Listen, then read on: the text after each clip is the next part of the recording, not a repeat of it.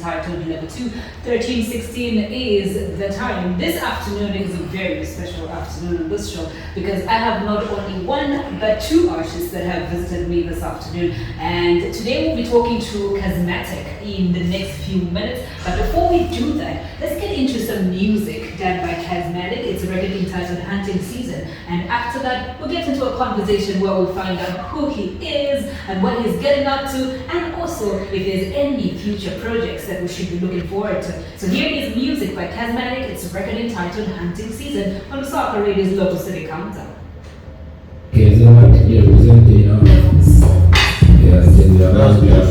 Yeah, right?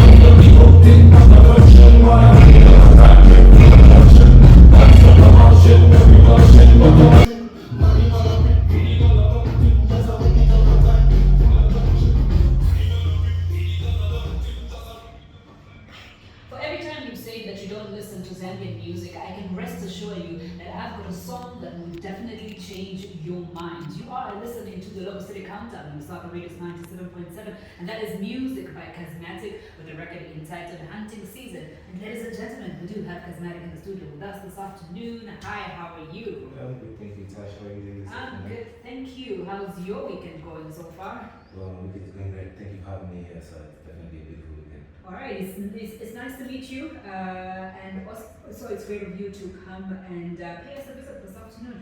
So basically, we would just like to get to know you a little bit more and also find out a few things about who you are. And also, I've got a feeling what type of music you release or what type of music you work on, because I had a chance to listen to your songs last night, and I must say that I was pretty impressed because I was listening to you for the very first time and I was vibing to it. So it is actually great. Maybe you could just give us a background about who you are and also what inspired you to pursue music.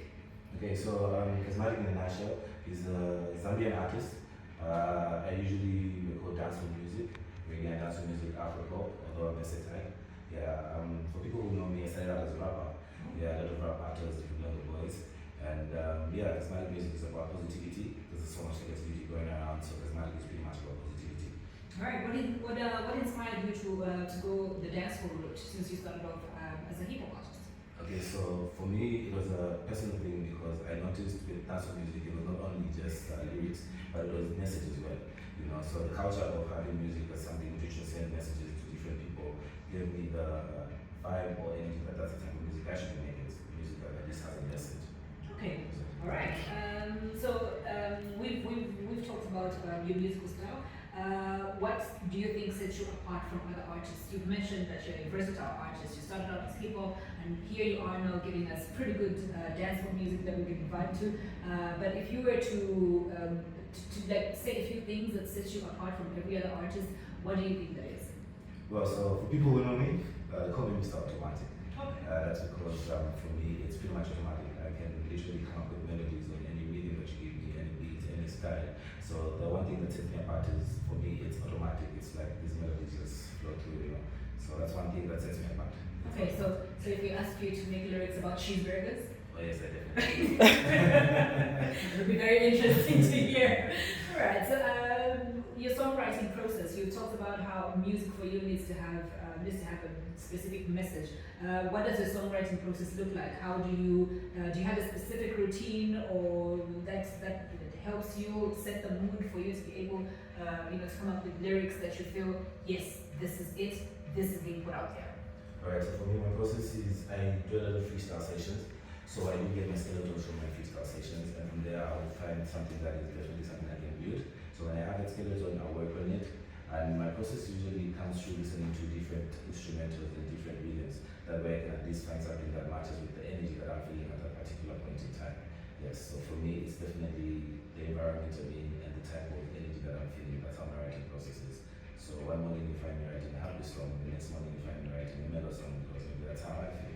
So my writing process is basically how I feel. Okay. How long have you been writing music, and how long have have you been in this industry? Okay, so I've been writing music from 2012. I started writing music seriously in 2012. Was the first time I wrote my first song, and yeah, 2012 is 2012. Do you have any ghostwriters? Um, Or you don't listen tell? Yes. Okay. Yeah. All right.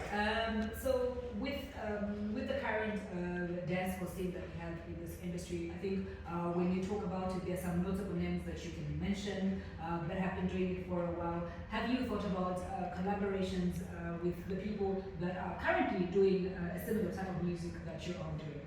Oh yes, I have. I have collaborated with some a man I call legend myself, Kakasabani. I have a record with him, and for me, he's one inspiration because I grew up listening to his music. Yeah. Yes, I'd also love to, when it comes to people I'd love to work with, I would love to work with T-Shon, one of the notable dancehall acts we have in Zambia. I'd also love to work on a record with Batman Shabi. He was also doing some good dancehall. Yeah, and those are a few names that could come up with the top of my head. Okay. Any projects that you're currently working on that we could look forward to in 2025? I know you did mention that the current song that you're pushing is the song that we just played actually, so our hunting season. So are we looking forward to any more projects that you're working on for 2025? Okay, so matter of fact, the song is called Lily. That's the one that I'm currently pushing right now. Probably. Yes, called Lily. And then projects that I'm currently working on for 2025, I do have an album that I'm working on. So you definitely have to look out for that. Definitely trying to release it by October. So before that, we'll be having singles drop through every now and then. So maybe I might come through here and exclusively share a single with you. Definitely. Are there any notable acts that we should anticipate that we would collaborate with on that particular album? Can you give us some exclusive details about the album? Okay, so currently what I can tell you is you definitely won't expect this, but it's something that is going to be worth it. Something that'll be worth it. All right, and it's definitely worth waiting for. So we do have Kwewili. I think that is the song that you're currently pushing right now. So we'll get into that particular song, and then after that we'll get back to the conversation. So let's listen to KazmatiQ's Kwewili right here on Lusaka Radio 97.7, and then we'll get back to the conversation and find out just a little bit more about who he is.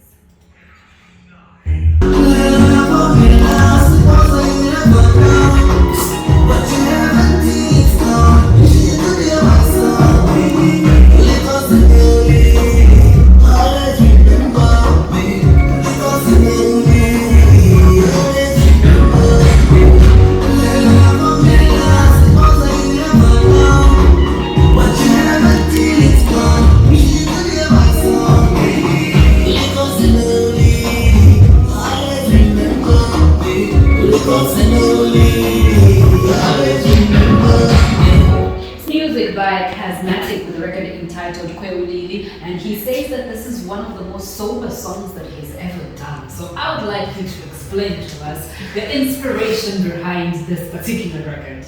Okay, so Kwewili is a very special song to me because it's a real story for me.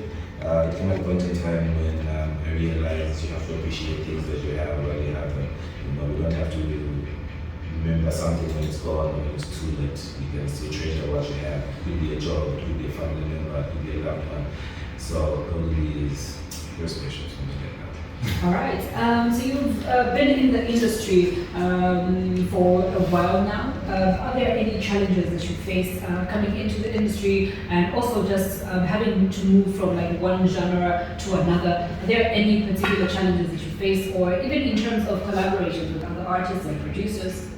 Okay, so the challenges I faced during my journey in this music industry is I've had a hard time promoting my music because I find as an artist and just starting out, and I find maybe just for me to get maybe a radio airplay, I might have to pay a DJ somewhere, or maybe for me to go and perform, I still need to pay something, you know, and probably I will not even get to perform at all, you know. So some of those challenges, it really does build us, but I feel certain things are things we could sort out in the industry, make the pathway a little easier for the next generation to come, you know. Yeah, speaking of making the pathway a little bit easier, do you think that there's any type of unity in the industry? I ask this almost like every single time because it's important, it's imperative for us to understand some of the challenges that are there in helping up and coming artists, so that we understand that, are we playing a part in not opening doors for up and coming artists? So do you think there's a type of any sort of unity in the Zambian music industry? I'm going to say this based on my personal experience. I feel like the industry is not really welcoming to new people or new sets of artists. I have found myself in situations where I will share some songs with certain artists, and we'll be chatting the whole time, and then just after sending the song, he just stops conversating with you. That just to me shows that's a way of people saying, we just want to be here on our own. And it's not really welcoming, to be honest. Of course, it's not everybody. There are quite a few hearts out there that are really welcoming, but generally, it's really difficult for any artist to bust through this industry. And I mean, it's not only here in Zambia, it's the rest of the world, I guess. But I mean, we could set things differently. Yeah. For us to grow and for us to hold each other's hand while the industry is growing, what are some of the things that you think that we could do differently that will help hold the hands of those that are up and coming, and also just pave the way and make it easy? Because we've had a lot of artists talk about how their journey was difficult. They have to walk miles for them to take their CDs, but then they're not making it easy just to click and share somebody's music. You know what I mean? So what are some of the things that we could do differently that will help us hold each other's hand and grow the industry to a level that we want to see? The only thing that is going to make us grow as a whole is unity. If we work together and get to a point where we understand that we all have a different piece of art to percolate, and the piece of cake is big for everybody, it's more or less about the love. You need to do it for the love, and then everything will be different from them, because we understand to say we can nurture young upcoming artists, we can nurture more mushrooming artists. That way we have a bigger industry, and then we could work from there. So we need to get united first of all. We need to realize to say we're all working for the same thing. It's one aim and one destiny at the end of the day. All right. When it comes to your fans, I would like to understand that from the time that you started, you've grown a certain fan base. Do you connect with your fans in any way? Do you listen to criticism from your fans? Do you just get a chance to speak to your fans and understand their needs and their expectations of you? Well, yes, I do. I really do that a lot. Most of the people, especially my fans that follow me on Facebook, I really do post a lot of videos before I record any song, and I do engage with them before anything else, and I'll see a response from that, and I'll be able to tell, okay, we could work on this. And I'm a person who really works on criticism, because I know for anything to get better, you need to get advice from different people. And advice is advice, you can get it or leave it. But most of the time, it's better to listen to different aspects or perspectives of people. It could be pointing out something that you missed out, So I'm open to criticism. I actually love to be criticized. You don't want yes people around you, and then you're going down the wrong path. All right. So what would you say to your fans that are listening to this particular interview? What would you like to say to them? I have a lot to say to you people that follow me and support me. Just to cut it in short, I'd like to say I really appreciate your support. It's really motivating. That's what gets me to even work on my next project. Sometimes as an artist, I'm a human being as well, just like you. So I get in a space where I feel like I'm overwhelmed and crowded, and maybe I'll just bump into somebody in the street and they're like, "Yeah, Mr. Otto, I love your music, bro. Hey, that man really made me." And it'll give me that energy again. I'll go back home and I'm gonna write this record and finish it up. So thank you very much for always motivating me. I really appreciate it, and thank you for those who believe in me. Believe in you. Thank you for believing in me. You will definitely never regret it. All right. And to an up-and-coming artist who would love to join the industry, is there any particular advice that you give to that person? For any upcoming artist, I'll tell you, first of all, believe in yourself. I'm sure you've heard this 1,000 times if you haven't believed in yourself. And if anything, please be open to criticism, because that just can nurture you into something better. Because remember, the music you do is not for yourself only, but for the people out there. So you really need to listen to what the people really feel like it should be. All right. Yeah. Are we looking at any live performances for the year 2025? For the year 2025, yes, you should expect a couple of live performances, and we'll keep people posted. For maybe I can share my Facebook handles. For those who like to follow me on Facebook, so you get recent updates. That's KazmatiQ. That's KazmatiQ. It's the same way everywhere: Facebook, Instagram, Spotify. If you find music, it's the same way. All right, you heard it here. Lusaka is 97.7. That was KazmatiQ in the building with us, and he's shared his social media handles. So make sure that you do follow, and like, and you will get first-hand information about his music. We're definitely looking forward to your next project, and hopefully we get an exclusive and listen to the project before it drops. Thank you very much for dropping in on Lusaka Radio. We appreciate your time, and we do hope that this is not the last time we see you. Oh, thank you very much. You have been so kind. Thank you for welcoming me again. You definitely see me again. All right, thank you very much. We are listening to Lusaka Radio's 97.7, and we had just had a conversation with KazmatiQ, and make sure that I can assure you that this is not the last you're hearing of him, and he will be back, and he's working on a project. So we're looking forward to listening to that particular project. But before that, we also do have more music from KazmatiQ. So here is Get It by KazmatiQ. You are listening to Lusaka Radio's 97.7.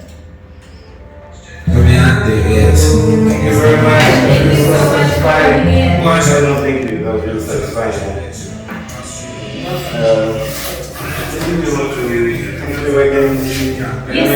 Sending you some directly. Of course. I think that's the source of the music I play. So. Yeah. Thank you So very much. I'm the person to send music to. That's cool. Look, we could take some pictures as well. And Absolutely. what did you fancy?